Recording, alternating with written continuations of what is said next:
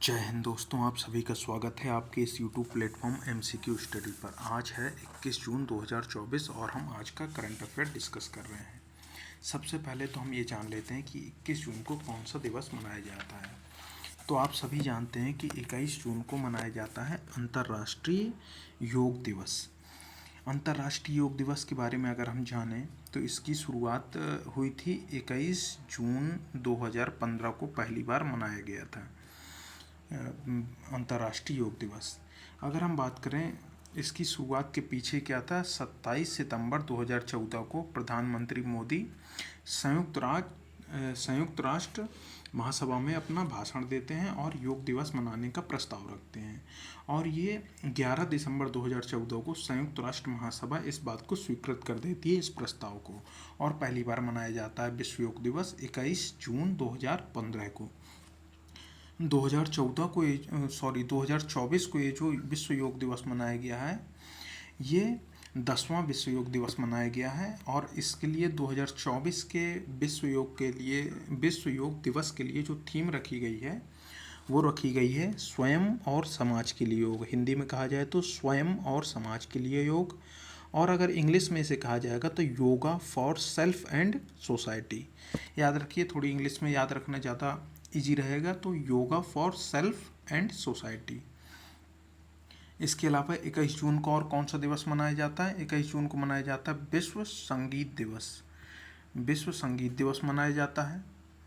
इसके अलावा एक दिवस और मनाया जाता है विश्व हाइड्रोग्राफी दिवस। कौन सा मनाया जाता है? विश्व हाइड्रोग्राफी दिवस। आप लोग बताएंगे कमेंट सेक्शन में कि ये हाइड्रोग्राफी क्या होती है। कौन सा दिवस मनाया जाता है 21 जून को? अंतर्राष्ट्रीय योग दिवस, विश्व संगीत दिवस और एक बार फिर से रिवाइज कर लेते हैं। कौन सा दिवस मनाया जाता है 21 जून को? विश्व योग दिवस हो गया एक हो गया विश्व संगीत दिवस, एक हो गया विश्व हाइड्रोग्राफी दिवस, और एक है हैप्पी सेल्फी डे या नेशनल सेल्फी डे कह सकते हैं इसे। यह भी मनाया जाता है 21 जून को ही। अब हम दोस्तों पहला क्वेश्चन शुरू करते हैं आज का। आज का पहला क्वेश्चन है, हाल ही में एक्सरसाइज रेड फ्लैग 2024 का दूसरा संस्करण कहाँ आयोजित किया गया है? अगर हम बात करें एक्सरसाइज जो रेड फ्लैग है 2024 का दूसरा संस्करण, इसका दूसरा संस्करण USA के अलास्का में कौन सा एयरबेस में किया गया है? पहले तो हम ये जान लेते हैं कि USA में हुआ है इसका दूसरा संस्करण का आयोजन, और कौन से एयरबेस में हुआ है? इल्सन एयरबेस है अलास्का में, वहाँ पर इसका आयोजन किया गया। अगर हम बात करें एक्सरसाइज ये जो रेड फ्लैग होता है ये वर्ष में अमेरिकी वायुसेना द्वारा 4 बार आयोजित किया जाता है और ये जो अभी आयोजित हुआ ये दूसरा संस्करण था। अगर हम बात करें अमेरिका के बारे में तो अमेरिका की जो राजधानी है वाशिंगटन DC है और यहाँ के जो राष्ट्रपति हैं उनका नाम है जो बाइडेन और उपराष्ट्रपति कौन है? कमला हैरिस हैं। अगले प्रश्न पर चलते हैं। अगला प्रश्न है, हाल ही में किसे साहित्य अकादमी युवा पुरस्कार 2024 प्रदान किया जाएगा? अगर हम बात करें साहित्य अकादमी युवा पुरस्कार 2024 की तो ये प्रदान किया जाएगा गौरव पांडे जी को, जो हिंदी लेखक हैं। इनको ये साहित्य अकादमी युवा पुरस्कार प्रदान किया जाएगा 2024 के लिए। लेकिन अगर हम इसके साथ साथ एक और व्यक्ति हैं जिन्हें ये पुरस्कार प्रदान किया जाएगा, वो हैं अंग्रेजी की लेखिका वैशाली, नाम है उनका। तो याद रखिएगा, अगर आपसे पूछा जाए अगर वैशाली जी का नाम आ जाएगा तो आपको उनको भी टिक करना है। इसमें केवल ऑप्शन दिया है गौरव पांडे जी का, इसलिए आप ऑप्शन C इसमें टिक करेंगे।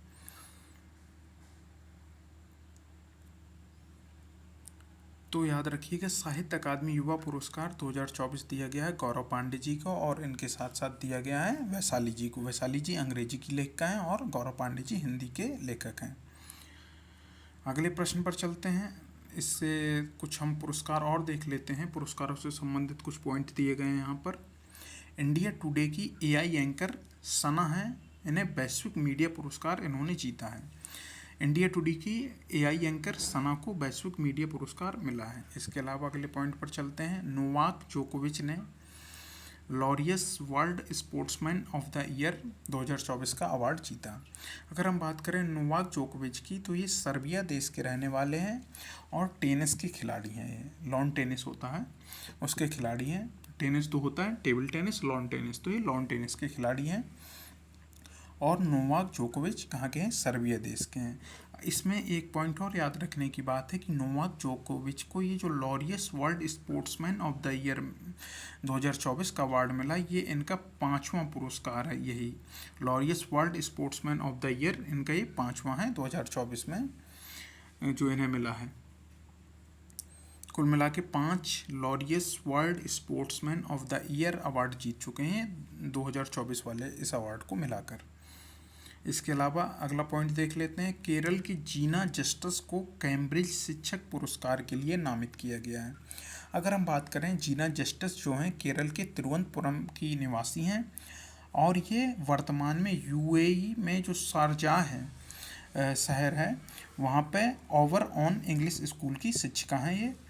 और पश्चिम एशिया और उत्तरी अफ्रीका के लिए ये कैम्ब्रिज शिक्षक के रूप में इन्हें नामित किया गया है। इसे याद रखिएगा। अगले पॉइंट पर चलते हैं। बांग्लादेश की गायिका रेजवाना चौधरी बान्या को पद्मश्री पुरस्कार 2024 मिला था। जो 2024 के पद्मश्री पुरस्कार दिए गए थे उनमें एक बांग्लादेश की लेखिका रेजवाना चौधरी बान्या भी थी। इसके अलावा KISS मानवतावादी सम्मान 2024 जो है वो किसको दिया गया? रतन टाटा जी को दिया गया है। अगर हम बात करें ये पुरस्कार कब दिया गया, तो ये पुरस्कार दिया गया है 24 अप्रैल 2024 को दिया गया है। अगले प्रश्न पर चलते हैं। अगला प्रश्न है, हाल ही में जारी पर्यावरण प्रदर्शन सूचकांक 2024 में कौन शीर्ष पर रहा है? अगर हम बात करें पर्यावरण प्रदर्शन सूचकांक 2024 के बारे में, तो इसमें शीर्ष पर रहा है, कौन सा देश रहा है? एस्टोनिया देश जो है ये शीर्ष पर रहा है। ऑप्शन नंबर बी इसका सही हो जाएगा। अगर हम बात करें भारत कौन से स्थान पर रहा है, तो भारत 180 देशों में 176वें स्थान पर रहा है। याद रखिएगा 180 देश शामिल थे इस सूचकांक में, जिसमें भारत 176वें स्थान पर रहा है। आप समझ सकते हैं भारत में पर्यावरण की बिगड़ती हुई स्थिति को इस सूचकांक के माध्यम से आप समझ सकते हैं। अगर हम बात करें पर्यावरण प्रदर्शन सूचकांक 2024 की, तो इस प्रदर्शन सूचकांक को जारी किया गया है Yale Center of Environmental Law and Policy. इसके साथ साथ एक और संस्थान इसमें शामिल था, Columbia Center for International Earth Science Information Network. आप ऐसा करिएगा, इसे गूगल में सर्च कर लीजिएगा, ज़्यादा बेहतर रहेगा। 2 संस्थान हैं, एक बार फिर से सुन लीजिए, Yale Center for Environmental Law and Policy, इसके साथ साथ Columbia Center for International Earth Science Information Network. अगले प्रश्न पर चलते हैं। अगला प्रश्न है, हाल ही में किस देश के ली जिया ने ऑस्ट्रेलिया ओपन बैडमिंटन चैंपियनशिप का खिताब जीता है? अगर हम बात करें ली जी जिया ये जो हैं जिन्होंने ऑस्ट्रेलिया ओपन बैडमिंटन चैंपियनशिप का खिताब जीता है, ये मलेशिया के हैं। अगर हम बात करें, ये इन्होंने जो खिताब जीता ये पुरुष वर्ग में इन्होंने खिताब जीता, और महिला वर्ग का जो खिताब की बात हम करें तो वो जीता है आया ओहोरी जो जापान की हैं, इन्होंने महिला वर्ग में ये पुरस्कार जीता है। अगर हम बात करें मलेशिया के बारे में, तो मलेशिया की राजधानी है कुआलालंपुर और यहाँ की मुद्रा है रिंगिट। यहाँ की मुद्रा रिंगिट है और मलेशिया की राजधानी है कुआलालंपुर और यहाँ की मुद्रा रिंगिट है। आप लोग को बताना है मलेशिया के वर्तमान में प्रधानमंत्री कौन है, आप लोग कमेंट सेक्शन में बताइएगा। अगले प्रश्न पर चलते हैं। अगला प्रश्न है, हाल ही में किस देश के वैज्ञानिकों ने सौर घूर्णन का नया पैटर्न खोजा है? ये जो सौर घूर्णन का जो नया पैटर्न खोजा है, ये खोजा है चीनी वैज्ञानिकों ने। तो ऑप्शन नंबर सी इसका राइट आंसर हो जाएगा। अगर हम बात करें चीन के बारे में, तो चीन के जो राजधानी है वो है बीजिंग, और यहाँ के जो राष्ट्रपति हैं शी जिनपिंग यहाँ के राष्ट्रपति हैं। और शी जिनपिंग यहाँ के राष्ट्रपति हैं और राजधानी बीजिंग है, और मुद्रा है चीनी युआन। मुद्रा क्या है? चीनी युआन मुद्रा है। कुछ पॉइंट हम देख लेते हैं, चीन से संबंधित ही है पॉइंट।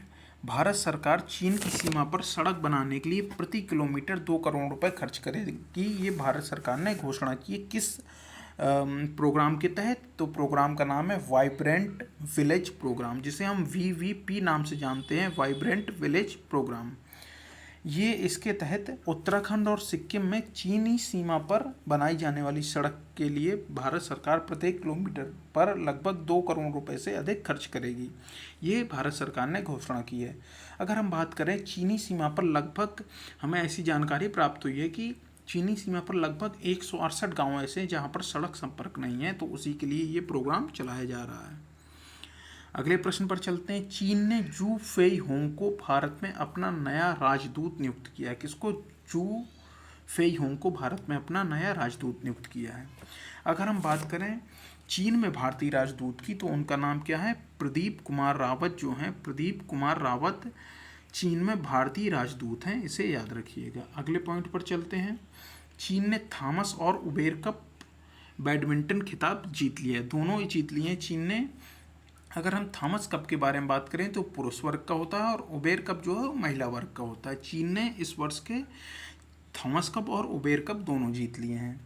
अगर हम बात करें, ये जो थॉमस और उबेर कप होते हैं, इनका प्रत्येक 2 साल में इनका आयोजन किया जाता है। प्रति 2 साल में इसका आयोजन होता है।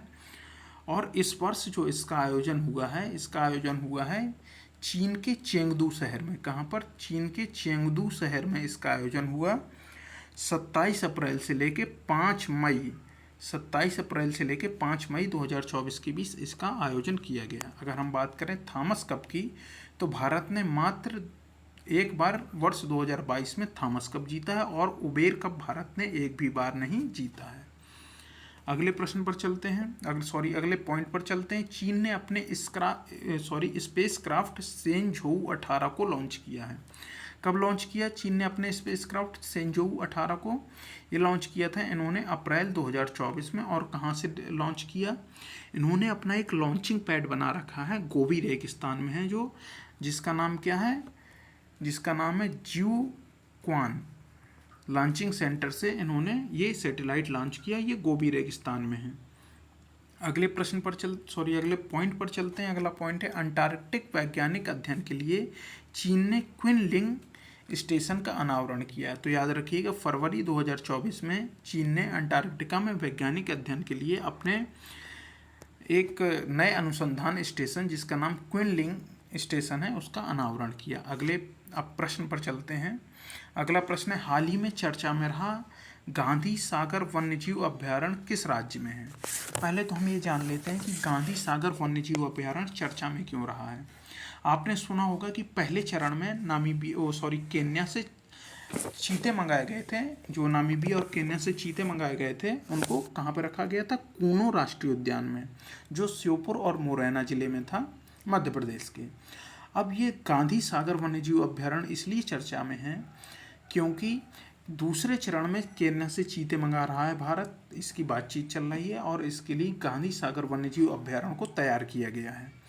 अगर हम बात करें गांधी सागर वन्यजीव अभयारण्य, ये कहाँ पर? ये भी मध्य प्रदेश राज्य में है, और मध्य प्रदेश के जो राजस्थान से सटे जिले हैं, मंदसौर और नीमच जिलों की उत्तरी सीमा पर स्थित है ये। अगर हम बात करें गांधी सागर वन्यजीव अभयारण्य की, तो गांधी सागर जो वन्यजीव अभयारण्य है, ये 1981 में बना था वन्यजीव अभयारण्य, और 2018 में इसे राष्ट्रीय उद्यान की मान्यता दी गई है। तो याद रखिएगा, इसलिए ये चर्चा में रहा क्योंकि यहाँ पर दूसरे चरण में केन्या से चीते मंगाए जा रहे हैं, और इसके लिए गांधी सागर वन्यजीव अभयारण्य को तैयार किया जा रहा है।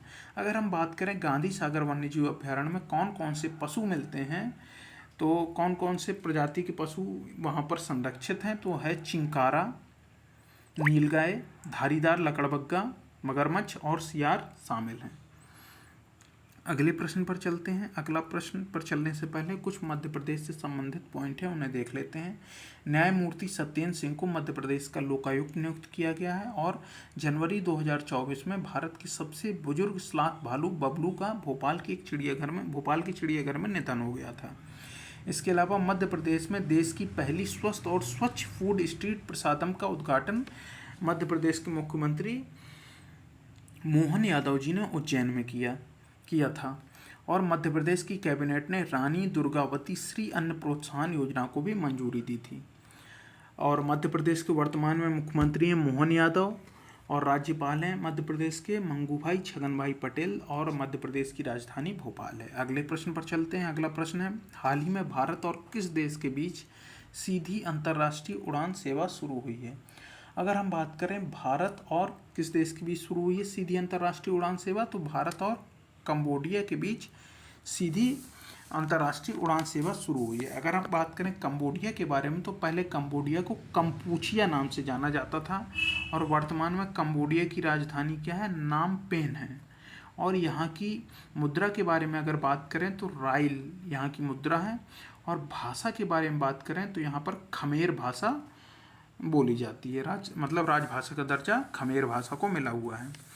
हमें एक पॉइंट और याद रखना है कि कंबोडिया में ही स्थित अंगकोर वाट मंदिर, जिसे अंकोर वाट मंदिर भी कहते हैं, इसे नवंबर 2023 में विश्व का 8वां आश्चर्य के रूप में घोषित चुना गया था। विश्व का 8वां आश्चर्य बनाया गया था अंकोर वाट मंदिर, जो कंबोडिया में ही स्थित है।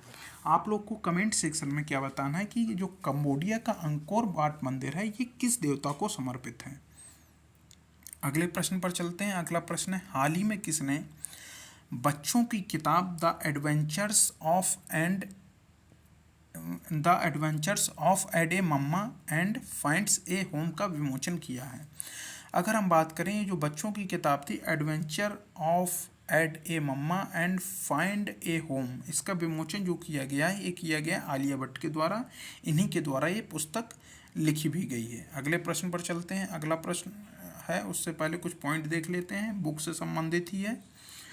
अल्पना किलावाला जो रिजर्व बैंक से संबंध रखती हैं, रिजर्व बैंक में काम कर चुकी हैं, इनके द्वारा लिखी गई ये पुस्तक a fly on the RBI wall, इस पुस्तक का हाल ही में विमोचन किया गया। सलमान रुश्दी ने अपना संस्मरण नाइफ लॉन्च करने की घोषणा की है। और दुब्बुरी सुब्बा राव, इन्हें डी सुब्बा राव के नाम से भी जानते हैं, ये आरबीआई के पूर्व गवर्नर आरबीआई के गवर्नर रहे हैं ये पहले। इन्होंने अपना संस्मरण जस्ट ए मॉर्सिनरी नाम से इन्होंने अपना संस्मरण लॉन्च किया है। चित्रा बनर्जी ने an uncommon love the early life of Sudha and Narayana Murthy नाम से पुस्तक लिखी। किसने लिखी? चित्रा बनर्जी ने an uncommon love the early life of Sudha and Narayana Murthy. ये इस पुस्तक में जो इन्फोसिस के सह संस्थापक है नारायण मूर्ति और उनकी पत्नी सुधा नारायण मूर्ति, उनके बारे में इस पुस्तक में जानकारी मिलती है। ये चित्रा बनर्जी के द्वारा लिखी गई है। अगले प्रश्न पर चलते हैं। अगला प्रश्न है, हाल ही में दुनिया की सबसे ऊंची रेलवे पुल पर भारतीय रेलवे ने पहला ट्रायल रन पूरा किया है, यह किस नदी पर है? तो ये जो भारतीय रेलवे ने अपना ट्रायल रन दुनिया के सबसे ऊंचे रेलवे पुल पर जो पूरा किया है, ये रेलवे पुल जो है ये चिनाब नदी पर है। तो याद रखिएगा चिनाब नदी पर ये पुल है। इसके बारे में कुछ इंपॉर्टेंट पॉइंट जान लेते हैं। केंद्रीय रेल मंत्री अश्विनी वैष्णव ने घोषणा की है कि संगलदान रियासी ट्रेन का पहला ट्रायल रन पूरा हो गया, जो कि दुनिया के सबसे ऊंची रेलवे पुल चिनाब को पार करने का एक महत्वपूर्ण मील का पत्थर है। यह पुल जम्मू और कश्मीर क्षेत्र में चिनाब नदी के ऊपर 359 मीटर लगभग 109 फीट पर बनाया गया है, जो एफिल टावर से लगभग 35 मीटर ऊंचा है। तो याद रखिएगा जम्मू कश्मीर में दुनिया का सबसे ऊंचा रेलवे पुल बनाया गया है, जो किस नदी पर है? चिनाब नदी पर है। इसकी अगर ऊंचाई की बात करें मीटर में है 359 मीटर और फीट में है 109 फीट। ये एफिल टावर से लगभग 35 मीटर ऊंचा है। और इसमें जो ट्रेन का ट्रायल कराया गया उस ट्रेन का नाम है संगलदान रियासी ट्रेन। और वर्तमान में भारत के केंद्रीय रेल मंत्री हैं अश्विनी वैष्णव, इसे भी याद रखिएगा। अगले प्रश्न पर चलते हैं। अगला प्रश्न है, हाल ही में विश्व मरुस्थलीकरण और सूखा रोकथाम दिवस कब मनाया गया? अगर हम बात करें विश्व मरुस्थलीकरण और सूखा रोकथाम दिवस की, तो ये मनाया गया है 17 जून को ये मनाया गया है। 17 जून को प्रतिवर्ष विश्व मरुस्थलीकरण और सूखा रोकथाम दिवस मनाया जाता है। अगले प्रश्न पर चलते हैं। अगला प्रश्न है, अरे कुछ पॉइंट और देख लेते हैं, कुछ दिवस दिए गए हैं यहाँ पर। 1 जून को मनाया जाता है विश्व दुग्ध दिवस, 2 जून को तेलंगाना स्थापना दिवस, 2 जून 2014 को तेलंगाना की स्थापना हुई थी। इसे याद रखिएगा। 3 जून को विश्व साइकिल दिवस मनाया जाता है। 4 जून को आक्रामकता के खिलाफ मासूम बच्चों का अंतर्राष्ट्रीय दिवस मनाया जाता है। 5 जून को विश्व पर्यावरण दिवस मनाया जाता है। 6 जून को संयुक्त राष्ट्र रूसी भाषा दिवस मनाया जाता है। 7 जून को विश्व खाद्य सुरक्षा दिवस मनाया जाता है। 8 जून को विश्व महासागर दिवस मनाया जाता है। 9 जून को विश्व प्रत्यायन दिवस मनाया जाता है और अंतर्राष्ट्रीय अभिलेखागार दिवस भी मनाया जाता है। इसके अलावा 12 जून को मनाया जाता है बाल श्रम निषेध दिवस। 13 जून को अंतर्राष्ट्रीय एल्बिनिज्म जागरूकता दिवस, ये हमने आपको बताया था। 14 जून को विश्व रक्तदाता दिवस, ये भी बताया था डेली करंट अफेयर में। इसके अलावा विश्व बुजुर्ग दुर्व्यवहार जागरूकता दिवस, ये 15 जून को मनाया जाता है। 16 जून को मनाया जाता है अंतर्राष्ट्रीय पारिवारिक धन प्रेषण दिवस। आप लोग को कमेंट सेक्शन में बताना है कि विश्व संगीत दिवस कब मनाया जाता है। अगले प्रश्न पर चलते हैं। अगला प्रश्न है, हाल ही में कौन सा देश बहुराष्ट्रीय वायु अभ्यास तरंग शक्ति की मेजबानी करेगा? अगर हम बात करें तरंग शक्ति की मेजबानी की, तो भारत इस बहुराष्ट्रीय वायु अभ्यास तरंग शक्ति की मेजबानी करेगा। तो याद रखिएगा ऑप्शन नंबर ए राइट हो जाएगा।